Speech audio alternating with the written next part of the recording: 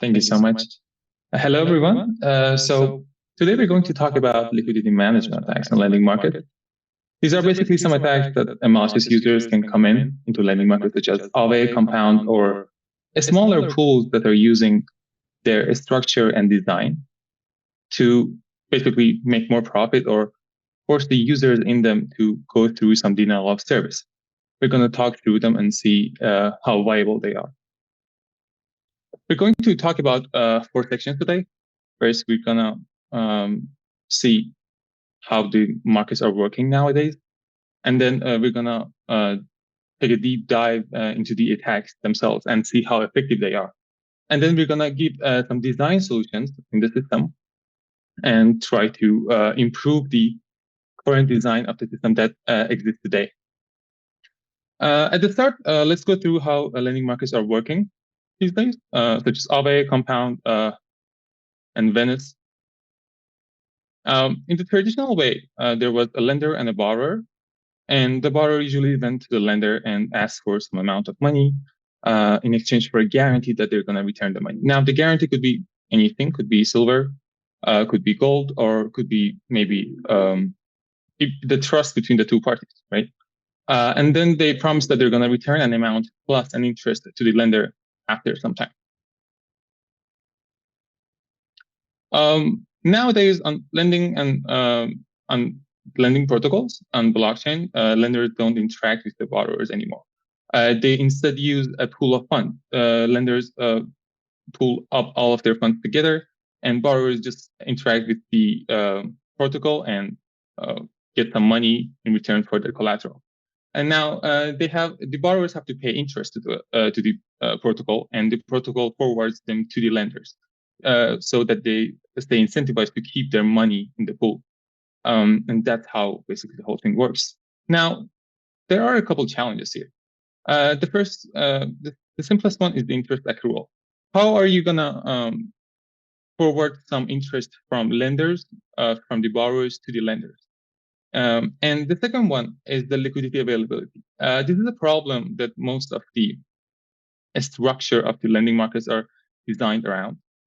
Because borrowers should always be incentivized to borrow, but not all the way through, because there should be always some amount of money left in the protocol for new users to join, or for lenders, or liquidity providers to take their money out. If borrowers are incentivized to borrow all of the liquidity in the pool, then lenders might be locked out and they can't take their money out. So this is one thing that most of the pools are accounting for. How are they going to solve these problems? The main thing is they're going to do it with an interest accrual model, which almost all of the lending pools out there are using. This is one of the most simple structures, and it's named the kinked model. It basically aims for optimal utilization. The utilization is the ratio of borrowed amount to the whole liquidity in the pool, and it tries to keep the utilization at a certain rate, which is named kink, or optimal utilization. If the utilization passes, or the borrowed amount passes the optimal utilization, there's a sharp increase and the borrowers are charged way more than before. And they are incentivized to return the money, or other liquidity providers are incentivized to bring external funds to the protocol. So the visual example, you can see that this is the way that the interest model works. There is a blue line and there is a red line. Right here, we have our utilization, optimal utilization at 80%. And we can see that past that point, all of the borrowers in the system are subject to a high interest rate, and they have to act upon. So this is the bread and butter of all the lending markets out there. They might use an exponential model, but this is the shape that they're keeping. And since this is the simplest model and it works, they are just using this one. Now, what are the attacks on lending market? First, let's give an explanation of liquidity management attacks. These are mostly economic games that can be used by malicious users who have usually access to substantial amounts of funds. And they are trying to exploit the system without exploiting any direct bugs, and try to use how they work to generate revenue or try to deny other users the service. The first attack that we're going through is the utilization kink attack. This is a very simple attack. Any attacker can just push the utilization up towards 100%, so that all of the borrowers are subject to high fees. This can be done in one of the two ways. The first one is an attacker who is a liquidity provider can just easily pull their funds out. So when the whole liquidity in the pool becomes lower, the ratio of borrower to liquidity goes higher, and the utilization goes up to 100%. Or they can borrow the remaining amounts.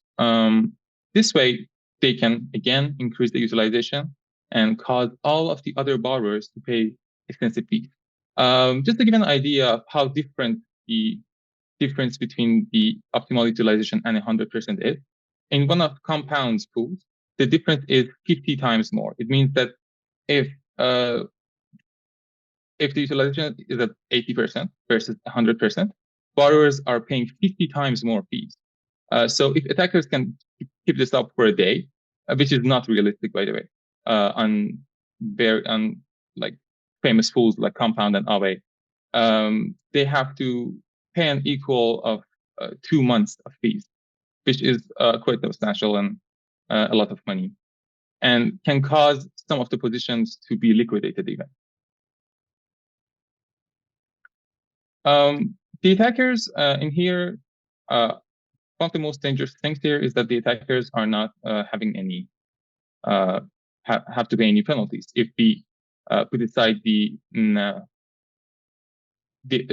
whole image of them, they're trying to keep up in the anonymous space of blockchain.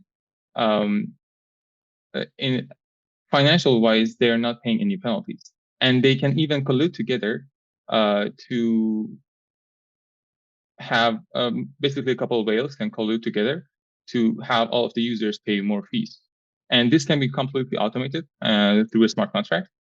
And can be shared trustlessly between them, which makes it more dangerous. This was the utilization kink attack, and the other one is just a denial of service, and that can go through anyone who wants to withdraw liquidity from the system. This withdrawal can either be someone wanting to borrow more money or a liquidity provider wanting to take their money out. An attacker can come in and do a sandwich attack on them. Basically front run them and borrow all the liquidity, and then back run them, pay back and return all liquidity. The dangerous thing here is that they again receive no penalty, because though they're borrowing all of the remaining liquidity, the protocols only charge borrowers based on the time that they had the money. And if this time is let's say 0 in the same block, it means that they don't have to pay any fees, which is again which should be solved in the design layer. And this can be anyone in the system who has enough collateral to borrow all the liquidity. So they have to have enough collateral to do this. Not anyone can do this. And since this is a sandwich attack, a multiple transaction attack, they can't use flash loans. So it's something to keep in mind. So now that we talked about the attacks, let's go and see how effective they are. So a couple of factors that are influencing these. First is the centralization of liquidity. The more liquidity a protocol has, it makes it harder to attack. For example, Compound or Aave, which have multi-billion-dollar total value locked, it means that the attacker has to have a lot of funds to be able to attack these protocols. And then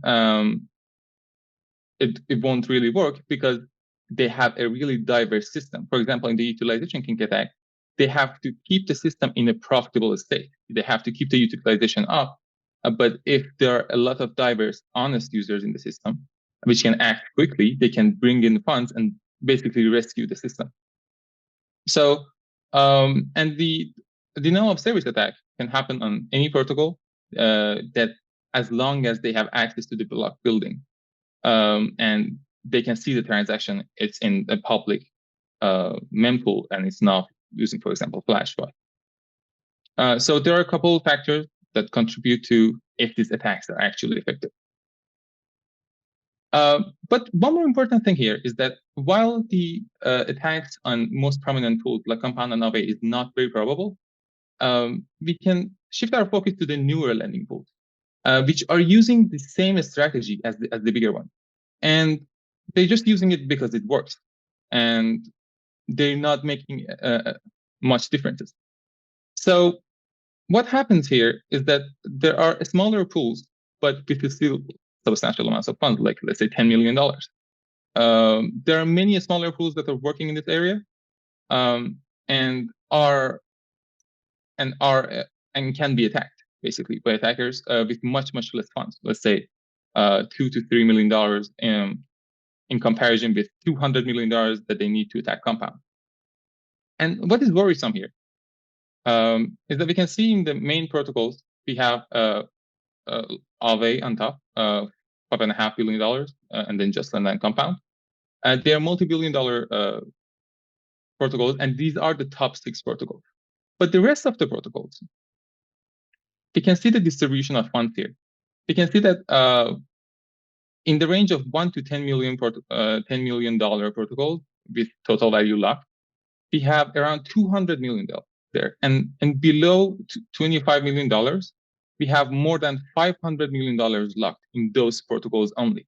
So an attacker with, let's say, $5 to $6 million can pull up attacks on each of these protocols and basically get higher fees on them. And the other thing is that there are many protocols above around 200 protocols that are working in this area, and they can just jump between different protocols and make their users just give out more fees, which can be dangerous in the long run, because let's say they are getting 5-6 times more interest rate than they should, let's say in Compound, by jumping in different protocols. And this is why it becomes more dangerous when it comes to the smaller pool. And we can see that out of those 200 lending pools, 78 of them are directly a fork of Compound, and 24 of them are directly a fork of Aave. And the rest of them are definitely influenced by them because they're mostly using their model. So the question is, can new lending markets follow the design of the bigger ones blindly? The answer is obviously no. They have to think of a solution in the application layer to try and solve these problems. And basically protect their users, because then their users can't come and use them. So regarding the design solutions, can just talk about a couple of design solutions that can be improved. So the current pool designs are using a monolithic design, and they are the design layer and the application layer are both in just one application and one smart contract. And if new pools want to come online, they have to start from scratch. They have to start from $0, gain users, and go up and compete with Compound, Aave, and other pools. And this causes the liquidity to be a scatter, which is never optimal. We want the liquidity to be in one place. We want to gather it all together. We want to aggregate it all together in one place, and we don't want it to be a scatter. And we will see why. So that they are not they can't be attacked by liquidity management attacks. And here we see that we can split the design between the design layer and the liquidity layer. And where the logic layer just governs the system, how it works, and the liquidity layer just manages funds. This adds a lot of flexibility because then protocols can just write the design layer, connect it to another famous pool, and just use their application layer and the other pool, let's say Aave or Compound, as just the underlying pool. So they don't have to make up their own fund. And they can just focus on their new applications that they're giving out instead of creating the wheel again. And they try to just bring in more application layer functionalities. So how would this work? Is that here we have the current state of the system. We have a bunch of small pools, A, B, and C, and then we have a bigger pool. But we want to change it and aggregate all of these liquidity layers together so we have one big liquidity layer. This causes the attacks of liquidity management attacks to be much, much less harmful because the attackers have to have basically a ton of fun to attack all of these pools all together into the one of them at each time. So each of these smaller pools can just focus on their logic layer, and they can connect it to the logic layer of the bigger system. In this system, we call them basically piggybacking, because they are not having their own system. They are just using the liquidity layer of someone else. And any fund that their users is putting into their system is going right through the liquidity layer. And it's even better for the bigger pool because they are having a larger liquidity pool now and more users. So it's kind of a win-win for everyone. So the liquidity piggybacking is when the smaller pools are using the liquidity availability guarantees of other systems. And this can be important because they're protecting their users against higher fees and getting DDoS, because there is more liquidity, so attackers need more collateral to deny the users the service.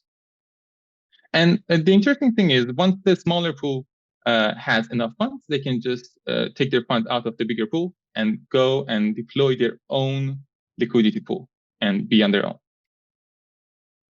However, there are some limitations on piggybacking because they are trusting the underlying layer to be secure. They have to pay enough interest rate, which is at least the amount of the underlying pool's interest rate, which can change. And also, one of the most dangerous things here is that if the collaterals don't match, the whole protocol can get liquidated by the underlying protocol, which can be kind of a disaster. But that is the limitations of the whole thing. And yeah, that's it. Thank you for listening. And let me